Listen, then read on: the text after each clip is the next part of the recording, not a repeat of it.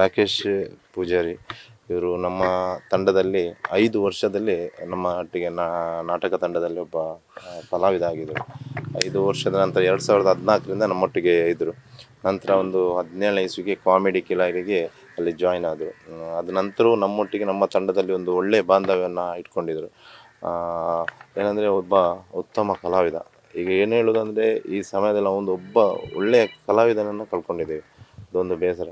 ಮತ್ತು ನಿನ್ನೆ ದಿನವೂ ಅಷ್ಟೇ ನಾವು ನಾಟಕದಲ್ಲಿರುವಾಗ ಫೋನ್ ಬಂತು 2 ಗಂಟೆ ಹೊತ್ತಿಗೆ.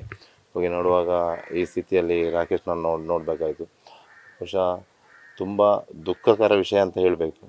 ಈ ಸಮಯದಲ್ಲಿ ನಮ್ಮ ತಂಡದಲ್ಲಿ ಬಹುಶಃ 5 ವರ್ಷದಿಂದಲೂ ಒಂದು ಒಳ್ಳೆಯ ಒಬ್ಬ ಉತ್ತಮ ಕಲಾವಿದ ಆಗಿ ಅವ ಕೊಟ್ಟ ಪಾತ್ರವನ್ನು ನಿರ್ವಹಣೆ ಮಾಡ್ತಾಯಿದ್ದ ನಮ್ಮ ರಾಕೇಶ್.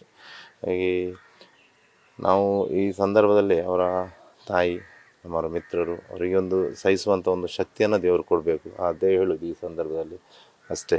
ಇವರು ಸ್ವಲ್ಪ ಸ್ಪಂದಿಸಿದರೆ ಒಳ್ಳೆಯದು. ತಂಗಿಯ ಮದುವೆಗೆ ಭಾಳ ಕನಸಿಟ್ಕೊಂಡಿದ್ದು, ಸ್ವಲ್ಪ ಎಲ್ಲರೂ ಸ್ಪಂದಿಸಿದರೆ ಒಳ್ಳೆಯದು.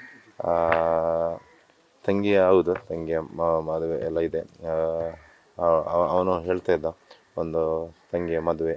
ಮತ್ತು ಈಗ ಫಿಲ್ಮಲ್ಲಿ ಎಲ್ಲ ಇದ್ದ, ಕನ್ನಡ ಫಿಲ್ಮು, ತುಳು ಫಿಲ್ಮಲ್ಲಿ ಎಲ್ಲ ಇತ್ತು, ಅವನು ಹೋಗ್ತಾ ಇದ್ದ. ಮತ್ತು ಈ ಮೊನ್ನೆ ನಮ್ಮ ಇಲ್ಲಿ ದಸ್ಕತ್ ಮೂವಿಗೂ ಕೂಡ ಬರ್ತಾಯಿದ್ದ, ಇಲ್ಲಿ ಒಂದು ಪ್ರಮೋಷನ್ಗೆ ಆಗಿ.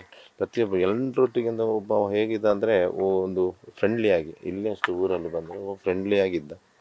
ಅದೇ ನಿನ್ನೆ ದಿನ ಈ ಥರ ಆಯಿತು. ನ್ಯೂಸ್ ಫಸ್ಟ್, ನಿರ್ಭೀತಿಯಿಂದ ನಿಮ್ಮ ಪರವಾಗಿ.